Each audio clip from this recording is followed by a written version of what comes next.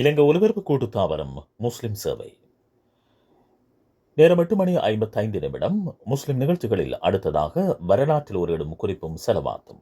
முதலில் வரலாற்றில் ஓர் ஏடு.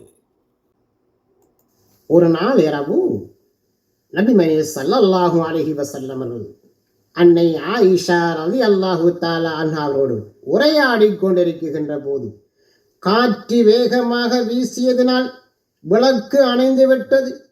உடனே நபி ஸல்லல்லாஹு அலைஹி வஸல்லம் அவர்கள் இன்னா லில்லாஹி என்று சொன்னார்கள்.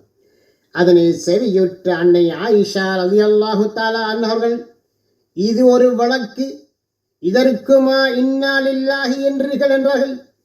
இல்லை ஆயிஷாவே, ஒரு மோமினுக்கு சம்பவிக்கும் சின்ன சின்ன இழப்புக்கும் அவன் இன்னா லில்லாஹி என்று சொன்னால் அந்த இழப்பை ஈடு செய்து அதைவிட சிறந்ததொன்றை அல்லாஹ் தருவான் என்றார்கள் நபிமணி ஸல்லல்லாஹு அலைஹி வஸல்லம் அவர்கள்.